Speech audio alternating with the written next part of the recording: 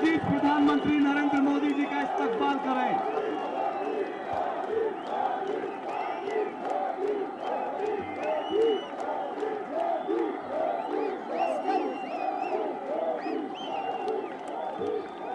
भारत के प्रधानमंत्री श्री नरेंद्र मोदी जी हम सबके बीच में हैं।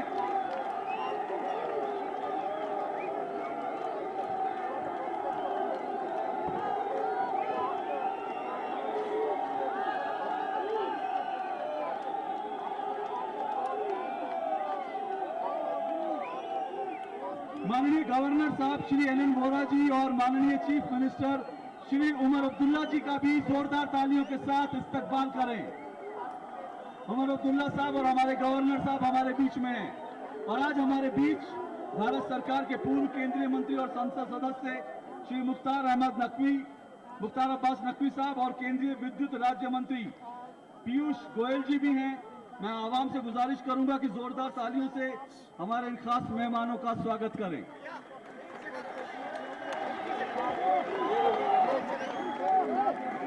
मैं गुजारिश करूंगा करगिल भाजपा के अध्यक्ष गुलाम मोहम्मद खद्दाम साहब से कि वो माननीय प्रधानमंत्री जी का शॉल के साथ स्वागत करें। करगिल भाजपा के अध्यक्ष गुलाम मोहम्मद खद्दाम साहब प्रधानमंत्री जी का शॉल के साथ स्वागत करें।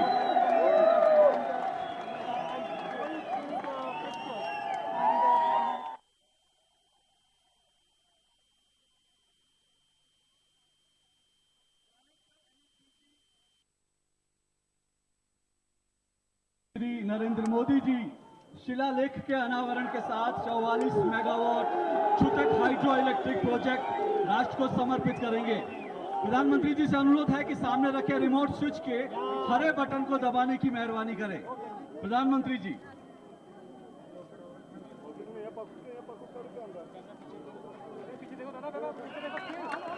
जोरदार तालियों के साथ स्वागत करें।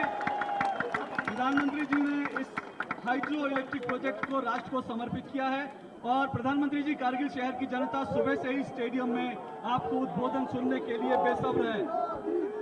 आपसे अनुरोध है कि इस विशाल जनसभा को संबोधित करें।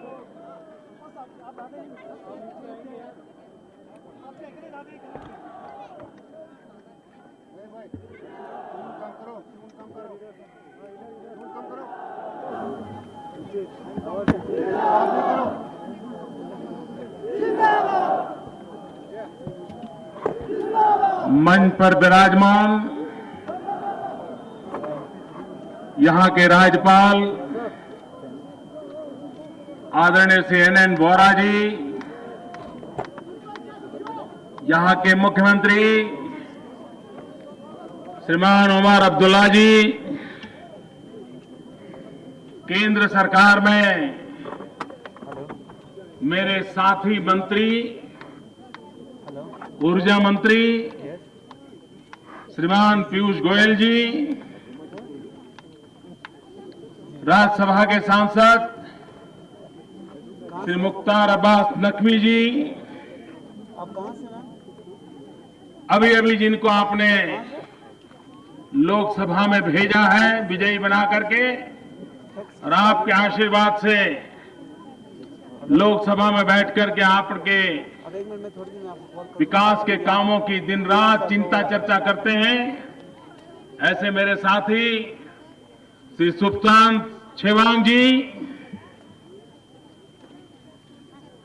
एडिशनल सेक्रेटरी ऊर्जा विभाग श्रीमान देवेंद्र चौधरी जी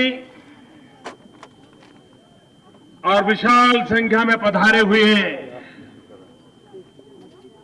मेरे प्यारे भाइयों और बहनों,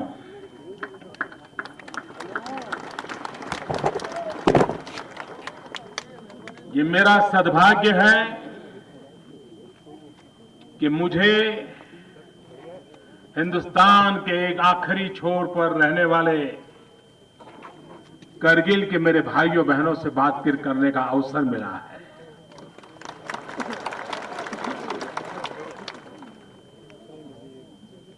मैं करगिल पहले भी आया हूं और जैसे मुख्यमंत्री जी बता रहे थे, आज तो जब मैं आया तो मैं तालियों की गड़गड़ाहट सुन रहा हूं, लेकिन पहले तब भी आया था जब बम, बंदूक और पिस्तौल की आवाजें सुनाई दे रही थी, सीमा पार से गोलियां चल रही थी, युद्ध जारी था। उसी समय मैं यहां पर था, आपके बीच रहता था। और एक बात जो मेरे मन को छू गई थी,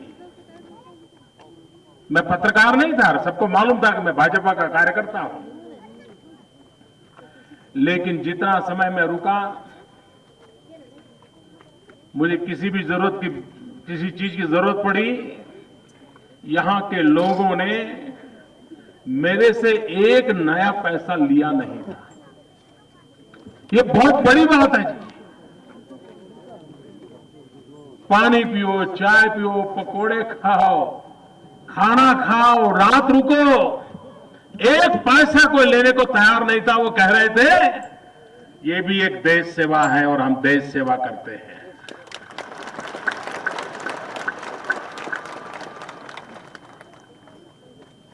मैं देख रहा था कि सेना के जवान जो लड़ाई लड़ रहे थे, उनको जितनी मदद, जितना सहयोग आप नागरिकों की तरफ से मिलता था, और जिसके कारण उनका हौसला इतना बुलंद रहता था, ये मैंने अपनी आंखों से देखा है। जिस दिन टाइगर हिल जीता गया था, करगिल ने जिस दिन जो आनंद उत्सव मनाया था, वो आज भी मेरे आंखों के सामने है। और इसलिए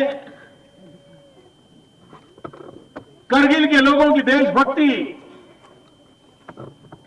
भारत की रक्षा के लिए उनकी जागरूकता,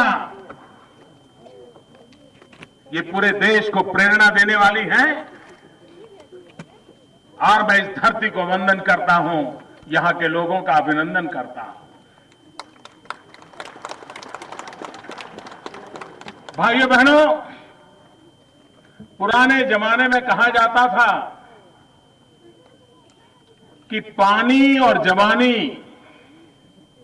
कभी पहाड़ के काम नहीं आते। ऐसा पुराने जमाने में कहा जाता था कि पानी और जवानी पहाड़ के काम नहीं आते। भाइयों बहनों, युग बदल चुका है। इस मान्यता को बदलना हमने ठान लिया है।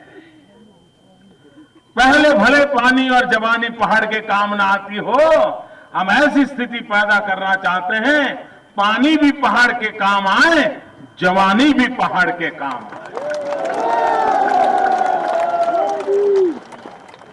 जब पानी से बिजली पैदा करते हैं, बिजली पहाड़ों को पहुंचाते हैं, वो पानी परोक्ष रूप से पहाड़ों को काम आता है। और यहां की जवानी, रोजी रोटी कमाने के लिए परिवार के नौजवान बूढ़े मां बाप को गांव में, पहाड़ों में छोड़ करके कहीं चले जाते हैं रोजी रोटी कमाने के लिए। घर छोड़ने के लिए मजबूर हो जाते हैं, यार दोस्तों को छोड़ करके मजबूर होना पड़ता है, और कहीं जाकर के रोजी रोटी कमाने में के लिए, मजदूरी करने के लिए झुग्गी झोपड़ी में गुजारा करना पड़ता है, कभी फुटपाथ पर रहना पड़ता है। क्या हम हमारी जवानी को ऐसे ही बेकार जाने देंगे? भाइयों बहनों, पहाड़ की जवानी भी पहाड़ को काम आ सकती है, अगर पहाड़ के जवानों के पास हुनर हो, कौशल्य हो, विकास का अवसर हो, रोजी रोटी कमाने के लिए अगर उसको मौका दिया जाए, तो पहाड़ के जवान को शहर की भीड़ों में जाकर के जिंदगी गुजारना अच्छा नहीं लगता है। और इसलिए ये जो बिजली यहां पहुंची है, वो सिर्फ घर के अंदर उजाला करने के लिए नहीं है, लट्टू जलाने के लिए नहीं है, मोबाइल फोन सिर्फ चार्ज करने के लिए नहीं है, टीवी पर भिन्न भिन्न प्रकार के सीरियल देखने के लिए सिर्फ नहीं है। ये बिजली यहां के औद्योगिक विकास के लिए उसकी प्राथमिकता है। छोटे मोटे उद्योग शुरू हो, और अगर बिजली उत्पन्न है तो उद्योग की संभावनाएं बढ़ती है। कृषि आधारित कामों का अवसर मिले, यहां की जो परंपरागत हुनर है, कला है, उसको आधुनिक रूप मिले, उसको टेक्नोलॉजी का अवसर मिले। मुझे विश्वास है यहां का नौजवान अपने पसीने से पैसे कमा भी सकता है, परिवार को चला भी सकता है और गौरव भर अपनी जिंदगी का गुजारा भी कर सकता है। ये दूर सुदूर रहने वाले लोग जब बर्फ बीच में आ जाती है तो हिंदुस्तान से कट जाते हैं और उनको कनेक्टिविटी चाहिए। हम प्रतिबद्ध हैं उनको कनेक्टिविटी के लिए। आज मैंने लद्दाख गया था, वहां घोषणा की है। ये रोड का काम बंद पड़ा था। क्यों? क्यों? तो टेंडर की जो रकम थी वो इतनी बड़ी आई थी कि कोई सरकार पैसे देने को तैयार नहीं था। सरकार आई गई, रोड वहीं के वहीं लटके रहे, बना नहीं। मैंने उसका जब रिव्यू किया तो ध्यान में आया कि जितना बजट हमने तय किया उसे काम नहीं चलेगा, अतिरिक्त बजट की जरूरत पड़ेगी। भाइयों बहनों, हमने तय किया है अतिरिक्त 8,000 करोड़ रुपया लगा करके ये काम पूरा कर दिया जाएगा। मैं जब लाहौल स्पीति जाता था, मैं उस सेक्टर में भी काम करता था, मैं यहां भी काम करता था। मैं रोहतांग पास से जब रास्ता देखता था मुझे लगता था लाहौल स्पीति से मेरा कार्गिल भी जितना जल्द जुड़ जाए देश को कितनी बड़ी ताकत मिलेगी, और वो ताकत देने के लिए हम प्रतिबद्ध हैं। यहां पर शिक्षा के नए क्षेत्र खुले, यहां के नौजवानों को हिंदुस्तान के किसी भी नौजवान के साथ आंख में आंख मिला करके खड़ा हो सके, ऐसी शिक्षा उपलब्ध हो। ऐसे शिक्षा के विकास के लिए भी दिल्ली में बैठी हुई भारत सरकार प्रतिबद्ध है और आने वाले दिनों में आप उसको देखेंगे। आज एक ट्रांसमिशन लाइन का शिलान्यास किया। यह सपना अटल बिहारी वाजपेयी जी ने देखा था, लेकिन बीच में बात यूं ही रह गई। वाजपेयी जी का वो सपना पूरा करने के लिए हमने कदम उठाया है। करीब करीब 1800 करोड़ रुपया लगा करके ये ट्रांसमिशन लाइन से बिजली की कनेक्टिविटी आपकी श्रीनगर के साथ जुड़ जाएगी, आप हिंदुस्तान के साथ जुड़ जाओगे, ताकि बिजली की कभी कटौती का मुकाबला आपको न करना पड़े, उस प्रकार की व्यवस्था। भाइयों बहनों, जम्मू कश्मीर आर्थिक विकास की धरोहर बन सकता है, विकास की नई ऊंचाइयों को पार कर सकता है। उसकी समस्याओं को गिनती कर करके जन भावनाओं को लुभावने का काम मेरा नहीं है।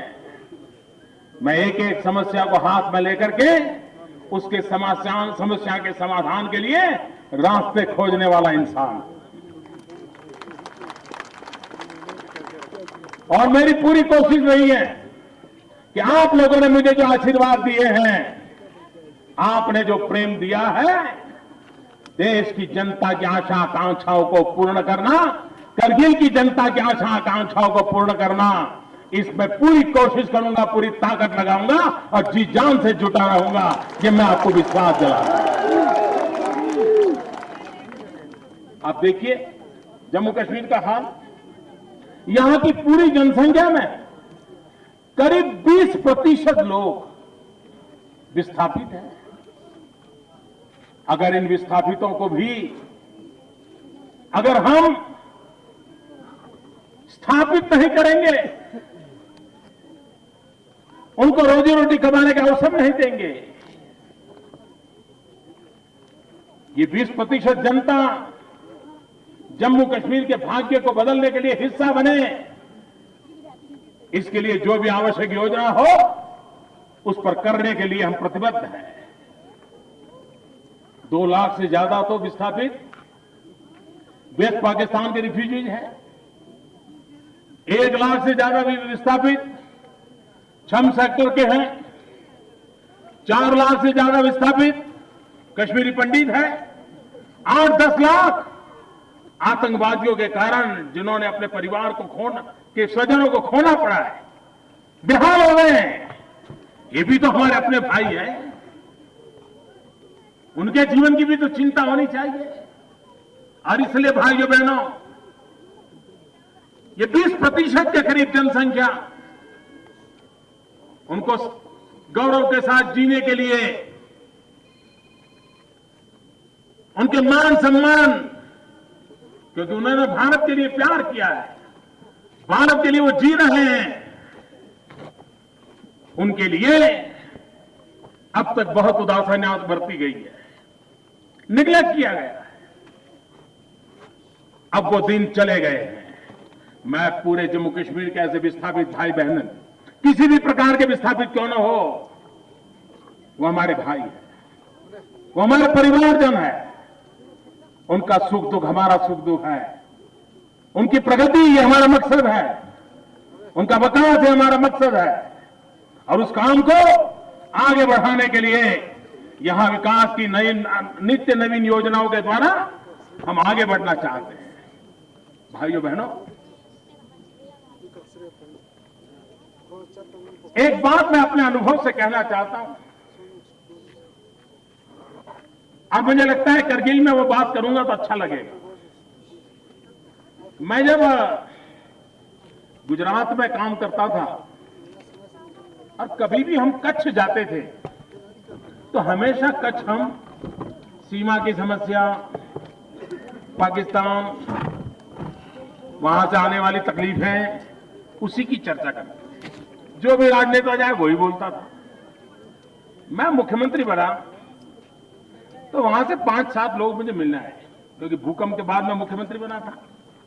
भूकंप के कारण भयानक बर्बादी हुई थी वहां, वो मुझे मिलने आए।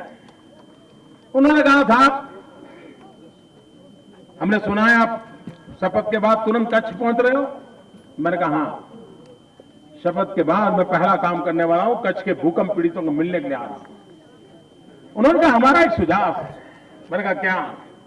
बोले मेहरबानी करके जब आप कच्छ आए तो सिर्फ सीमा की समस्याएं, पाकिस्तान, इसमें अपना टाइम बर्बाद मत कीजिए।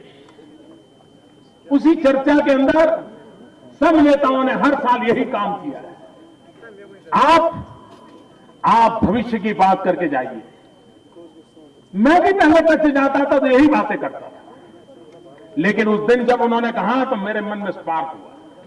मुझे लगा हाँ, इस बात को अलग ढंग से सोचना चाहिए। और मैं जब भी कच्छ गया, मैं 4 टर्म मुख्यमंत्री रहा, मैं जब भी कच्छ के लोगों के पास गया, मैंने सिवाय विकास की कोई बात नहीं की और विकास को एक महत्वपूर्ण पहलू बना दिया। और कच्छ ऐसा जिला है हमारे यहां जहां पूरे गुजरात में सबसे ज्यादा मुस्लिम पॉपुलेशन कच्छ जिले में है। और कच्छ की और भी एक विशेषता है, हमारे जम्मू कश्मीर के गुजर लोग जो हैं, वो जिस प्रकार के रंग रंगीन कपड़े पहनते हैं, जिस प्रकार का सर पे बांधते हैं, मेरे कच्छ के अंदर भी वैसा ही बांधते हैं। बिल्कुल हमारा कच्छी मुसलमान और यहाँ का गुजर को खड़ा कर दो तो लगता है एक ही बिरादरी के लोग हैं। इतनी साम्यता है, इतनी निकटता है। मैं 4 बार मुख्यमंत्री रहा, इतने सालों तक वहां एक ही काम किया, मुझे डेवलपमेंट करना है। सारे विषयों की चर्चा करना मैंने मेरे लेवल पर बंद कर दिया था। और भाइयों बहनों, आज मैं गर्व से कहता हूं, वो कच्छ जिला हिंदुस्तान का तेज गति से विकास करने वाला जिला बन गया, जबकि वो कच्छ किसी समय माइनस ग्रोथ वाला था। हर बार जनसंख्या लोग खाली करके चले जाते थे। उस अनुभव से मैं कहता हूं, चाहे लेह हो, लद्दाख हो, करगिल हो, सीमावर्ती इलाका हो, चाहे नॉर्थ ईस्ट हो, मेरे लिए यहां की जीवन बदलने का सबसे उचित रास्ता जो मैं अनुभव से सीख के आया हूं, वो है विकास। मुझे विकास के रास्ते पर चलना, मुझे समस्याओं के समाधान में रस है और मुझे जन जन को अपने साथ लेकर के आगे चलने में रस है। आपने हमारा साथ दिया है, आगे भी साथ देंगे, मेरा पूरा विश्वास है।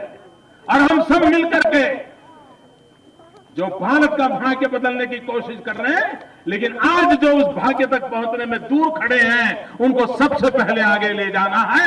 ये मकसद लेकर के मैं काम कर रहा हूं।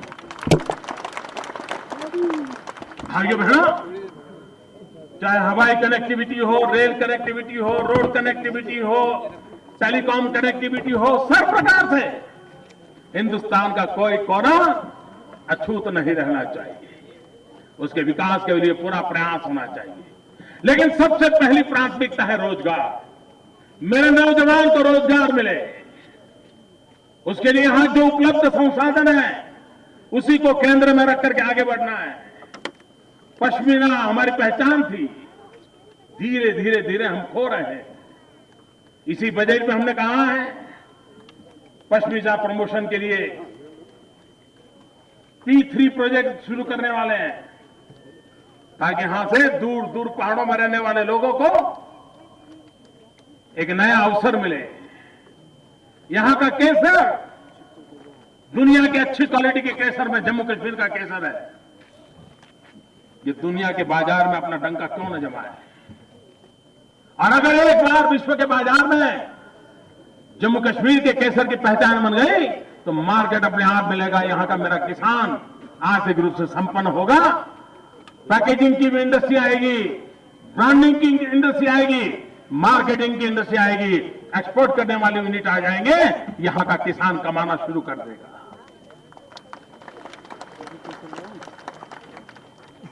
हम फूलों से लदे हुए इलाके हैं हमारे पास। कभी एप्पल की खेती करते हैं, लेकिन एप्पल शहर में पहुंचते पहुंचते बिगड़ जाता है। बेचारे किसान का 15-20% तो नुकसान वहीं हो जाता है। लेकिन अगर हम वैल्यू एडिशन करें, और अब जब बिजली आ रही है तो ऐसे छोटे छोटे यूनिट लगा करके वैल्यू एडिशन करके पैक टीन के अंदर उसका जूस हो, उसके कट फ्रूट हो, या एप्पल को बचाना हो, ऐसा ही सुरक्षित रखना हो, वो सब संभव है टेक्नोलॉजी से। हमारे यहां जो कृषि उत्पादन है उसको वैल्यू एडिशन करके औद्योगिक इकाइयों को जोड़ करके हमारे यहां के किसान को हम ताकतवर बनाना चाहते हैं, मजबूत बनाना चाहते हैं। भाइयों बहनों, विकास तो करना है, लेकिन मैं अनुभव से कहता हूं इस देश को आगे बढ़ने के लिए पैसों की कमी नहीं है। इस देश को आगे बढ़ने के लिए हिंदुस्तान के नागरिकों के पसीने में भी कोई खोट नहीं है, पुरुषार्थ में भी खोट नहीं है, पैसों में भी खोट नहीं है। उसके बाद भी हमारा देश वहीं का वहीं कहां ठप हो गया है। सामान्य मानव की जिंदगी में बदलाव क्यों नहीं आता है? और उसका एक महत्वपूर्ण कारण है भ्रष्टाचार ने हमें तबाह करके रखा हुआ है। आप मुझे बताइए भाइयों बहनों, भ्रष्टाचार से मुक्ति चाहिए कि नहीं चाहिए? भ्रष्टाचार जाना चाहिए कि नहीं जाना चाहिए? हिंदुस्तान के हर कोने से भ्रष्टाचार जाना चाहिए कि नहीं जाना चाहिए? भाइयों बहनों, मैंने बिड़ा उठाया है और मेरा तो मंत्र रहा है, न खाऊंगा न खाने दूंगा।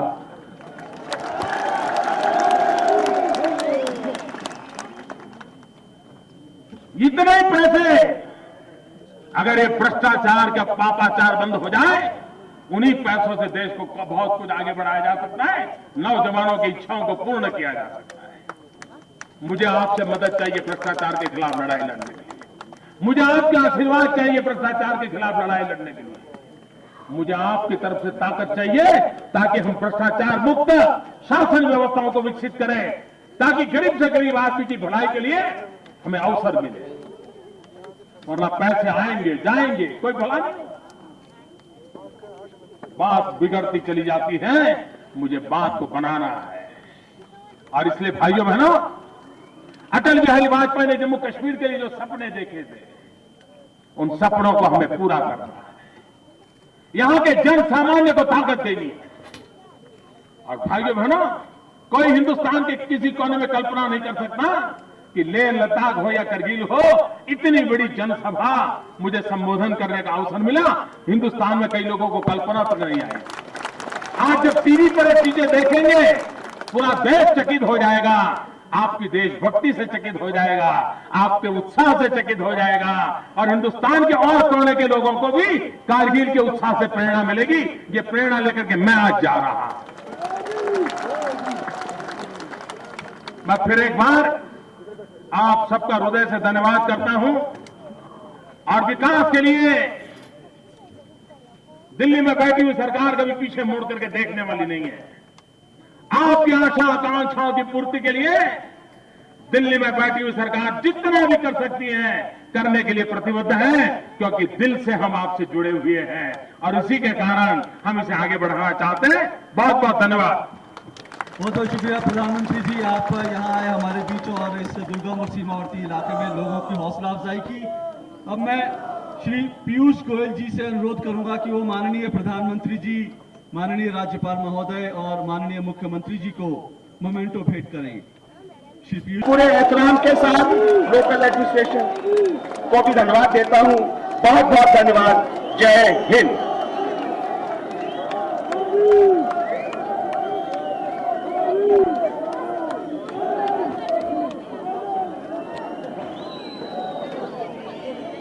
और अब प्रधानमंत्री जी प्रस्थान करेंगे। बहुत बहुत शुक्रिया आपका इस कार्यक्रम में शिरकत करने के लिए।